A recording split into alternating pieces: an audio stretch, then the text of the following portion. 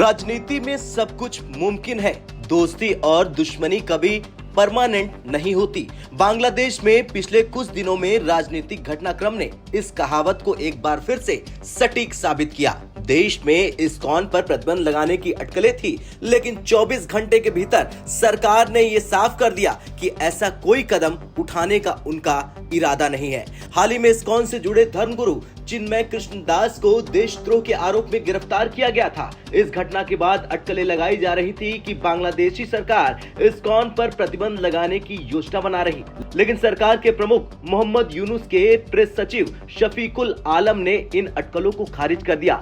शफीकुल आलम ने साफ शब्दों में कहा, बांग्लादेश सरकार की भारत के साथ मजबूत संबंध बनाए रखने की मंशा है। उनके इस बयान का समय भी खास है क्योंकि ये बयान भारतीय विदेश सचिव विक्रम मिस्री के ढाका दौरे के ठीक पहले आया। इस घटनाक्रम के पीछे का असली कारण है बांग्लादेश में हालिया राजनीतिक बदलाव। शेख हसीना की सरकार को छात्रों के नेतृत्व वाले आंदोलन के बाद हटा दिया गया था।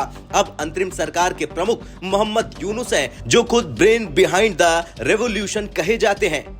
महफूज आलम, जो वर्तमान सरकार में प्रभारी मंत्री हैं, उन्होंने भारत को लेकर सोशल मीडिया पर एक बयान दिया। उन्होंने लिखा कि भारत बांग्लादेश को लेकर उग्रवादी छवि बना रहा है, लेकिन अब समय आ गया है कि भारत नए बांग्लादेश को समझे। मोहम्मद यूनुस ने हाल ही में एक साक्षात्कार में शेख हसीना की सरकार की तीखी आलोचना की थी। उन्होंने कहा था कि हसीना के शासनकाल में संविधान और न्यायिक व्यवस्था को बर्बाद कर दिया गया था। उनकी सरकार बड़े बदलाव के बाद चुनाव कराने की योजना बना रही। यूनुस ने यह भी संकेत दिया था कि ट्रिब्यूनल में शेख हसीना के खिलाफ चल रहे मामले के बाद अगर उन्हें दोषी ठहराया गया तो उनके प्रत्यर्पण के लिए भारत से मांग की जाएगी। भारत और बांग्लादेश के बीच रिश्ते हमेशा से ही कूटनीतिक और सांस्कृतिक दृष्टि से महत्वपूर्ण माने जाते हैं। इस्कॉन विवाद में भारत की सतर्क निगाहें थी क्योंकि यह मामला धार्मिक भावनाओं से जुड़ा था।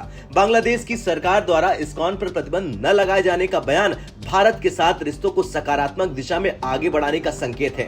खैर, कुछ भी हो, बांग्लादेश में राजनीतिक बदलाव, शेख हसीना के सत्ता में हटने और भारत के साथ संबंधों की बदलती स्थिति आने वाले दिनों में और भी चर्चाओं का विषय बनेंगी। ऐसे में इस्कॉन पर प्रतिबंध न लगाने का ये फैसला दोनों देशों के लिए एक सकारात्मक कदम साबित हो सकता है।